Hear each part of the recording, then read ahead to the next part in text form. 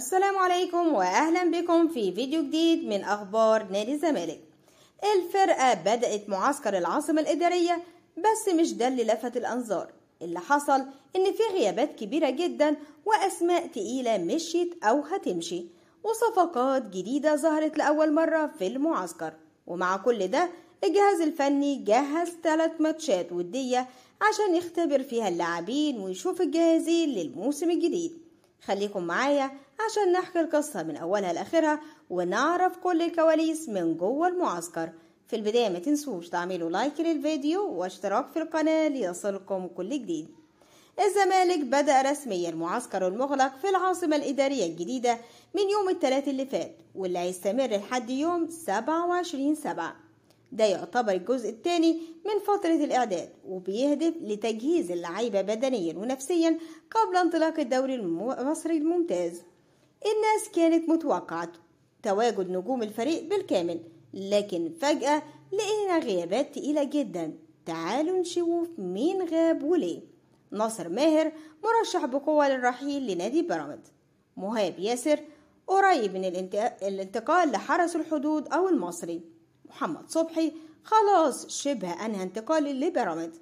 صلاح الدين مصدق لسه موقفه معلق. سيف الجزيري بينتظر الحسم والرحيل بنسبة كبيرة. مصطفى شلبي رايح بنسبة كبيرة للبنك الأهلي.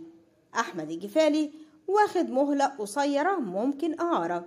سيد نيمار خلاص اتنقل رسميا للبنك الأهلي. محمد عاطف إعارة لطلائع الجيش. حسام أشرف إعارة لسموحة. أحمد محمود راح الاتحاد السكندري إعارة.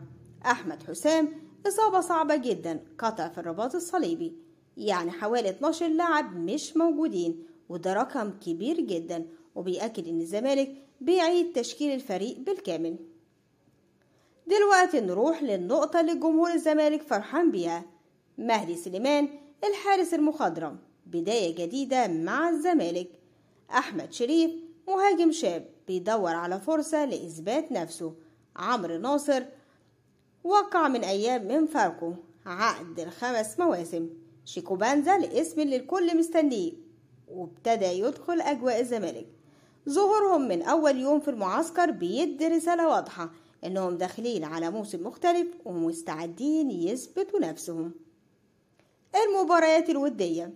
المدير الفني الجديد يانيك بريرا استقر على خوض 3 مباريات ودية في المعسكر.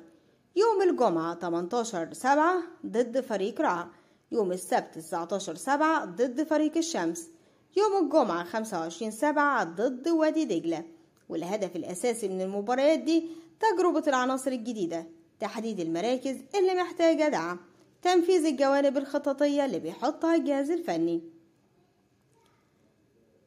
الجهاز الفني وتحضيرات الموسم الجديد. البرتغالي جوميز كان بيتابع التحضيرات، ومعاه البلجيكي يانيك بريرا اللي ماسك الإدارة الفنية رسميا. الفترة الجاية مهمة جدا، لأنه هيتم خلالها تقييم كل لاعب في المعسكر، والقرارات المصيرية هتتاخد بعدها. رأي الجمهور منقسم. في ناس شايفة ان الغيابات والإعارات خطوة ممتازة للتجديد، وفي اللي قلقان من العدد الكبير اللي مشي أو ممكن يمشي. لكن الأكيد ان الزمالك بيبني فريق جديد بروح جديدة، وهيكون شكل مختلف تماما الموسم اللي جاي إن شاء الله. قولولي رأيكم في الصفقات الجديدة، ومين من الوجوه دي تتوقع يكون نجم الموسم، وشايفين الغيابات دي هتأثر ولا لأ. لو عجبكم الفيديو ما تنسوش تدعمونا بلايك وشير واشتراك في القناة عشان يوصلكم كل جديد من أخبار نادي الزمالك أول بأول. والسلام عليكم ورحمة الله.